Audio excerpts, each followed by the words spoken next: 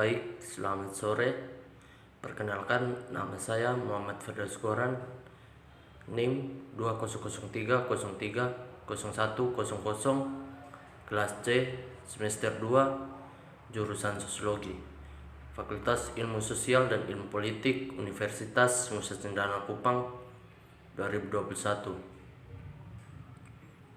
Pada kesempatan ini saya akan membacakan tugas review buku ke-8 Sosiologi Komunikasi.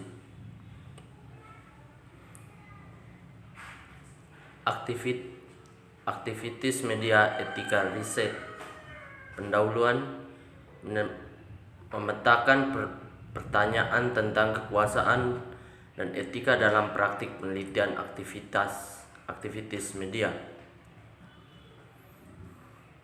Selama 3 dekade terakhir, para peneliti berpartisipasi telah semakin melakukan penelitian empiris dalam gerakan sosial sebagai aktivitas penelitian untuk mendokumentasikan, memahami, dan arsip pengetahuan tentang gerakan sosial dan aktivisme media. Sementara kecenderungan ini memungkinkan adanya temuan-temuan penelitian empiris yang lebih langsung, dan kecenderungan ini juga memunculkan sejumlah pertanyaan etis yang berkaitan dengan penggunaan kekuasaan dalam praktik yang bertujuan menciptakan hubungan yang adil secara kreatif. Di hadapan dengan perubahan penelitian ini, Rescarense berpartisipasi tengah mempertimbangkan pertanyaan ke dalam desain dari praktek mereka dengan pendekatan baru untuk membangun hubungan tersebut. Peningkatan dalam riset keadilan sosial partisipatif terjadi secara paralel dan bertentangan dengan The Global Nasional dari universitas, di mana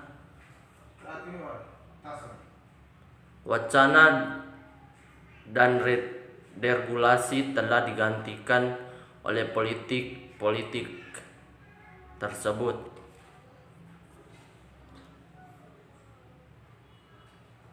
Tantangan fundamental terhadap pendidikan demokratis dan sebagai universitas, pergeseran optasi untuk meniru perusahaan atau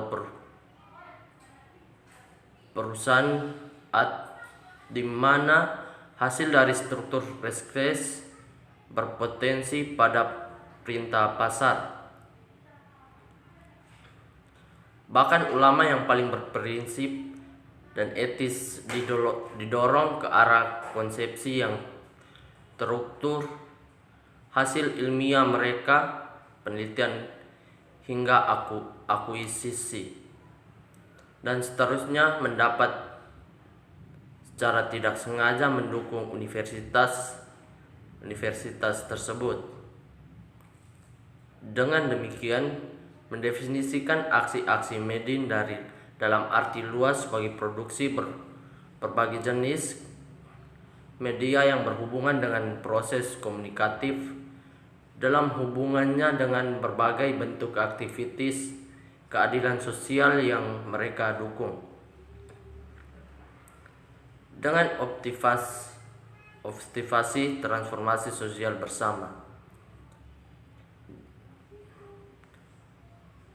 Ketika mengambil pendekatan global, perlu kita memetakan praktik aktivitas penelitian yang mencoba untuk membangun dalam pertimbangan yang relevan dan gerakan sosial, keadilan sosial, dan transformasi sosial. Ketimpangan ini tidak terbatas pada akuntabilitas bersama, hubungan kepedulian, membangun kepercayaan, kepemilikan, dan kendali atas pengetahuan tersebut.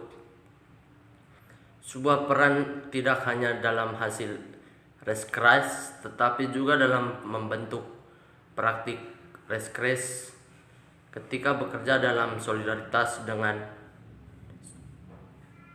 institusi dalam kelompok yang termarginal.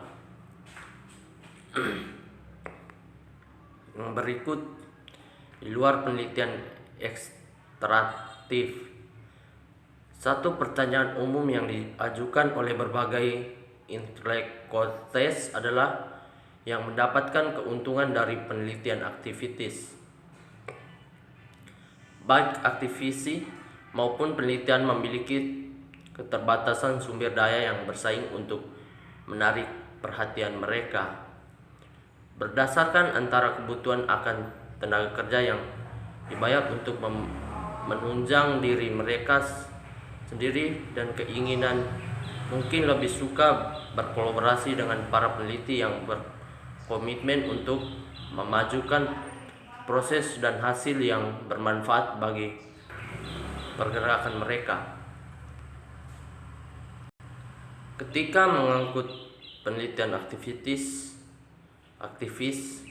argumen bahwa penyelidikan ilmiah menciptakan dan memperluas pengetahuannya jarang memadai bagi para aktivis yang dengannya kita melakukan riset.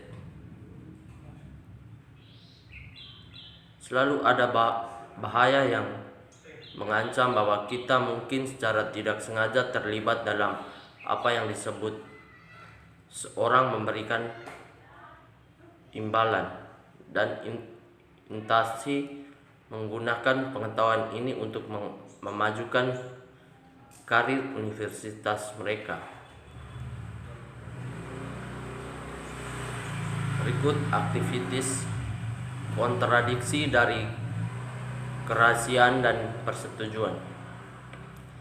Salah satu cara aktivis dan memperoleh manfaat dari riset adalah bahwa karya mereka dapat dipertegas dalam buku, artikel, dan publikasi yang merujuk proyek mereka dan gagasan yang telah mereka ikuti dalam wawancara atau kelompok fokus. Protokol standar membuat wajib untuk mendapatkan persetujuan dari peserta dan bagian dari proses tersebut. Namun kadang-kadang postdimes tidak cukup untuk membatasi identitas orang speaker untuk sampling dalam sebuah proyek kecil atau aktivisme media itu.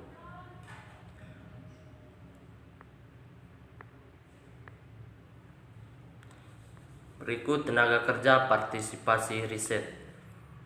Menjadi peserta penelitian seperti yang kita lihat sekarang dapat menimbulkan banyak dari tenaga kerja afektif dan material.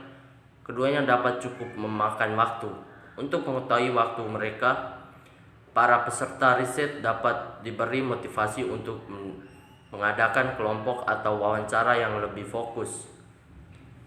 Di berbagai negeri, hal ini diharapkan. Tentu saja di negara-negara lain, peserta merasa bagian dari tugas mereka untuk berpartisipasi dalam penelitian dan honor akan ditolak. Dari hubungan riset mungkin tidak selalu diukur dalam pembayaran langsung. Para pengecat dapat menyumbangkan waktu, kapasitas, dan keterampilan mereka untuk berkontribusi pada pekerjaan para aktivis media, mengorganisasi jaringan aktivitas media, membantu dengan koreksi tipografi, menyunting atau menyunting video dengan aktivitas media dan lainnya. Sebagai contoh, kerja tambahan proyek riset mungkin dapat menerima pendanaan tambahan untuk merekrut para aktivis untuk terlibat dalam kolaborasi penelitian lebih lanjut.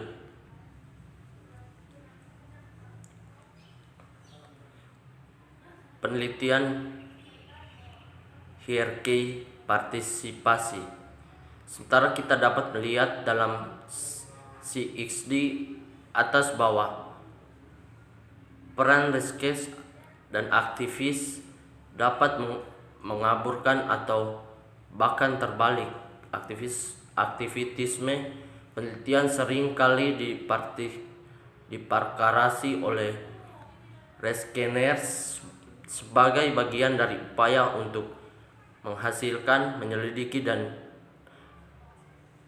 mobilis pengetahuan dan membangkitkan kembali secara sosial.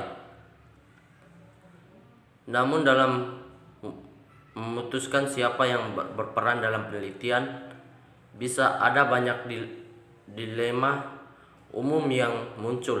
Hal ini dapat dilihat dalam membangun hubungan antara pembeli dan aktivis, atau dalam subjektif gabungan dari para aktivis riset yang terletak dalam gerakan sosial dan universitas.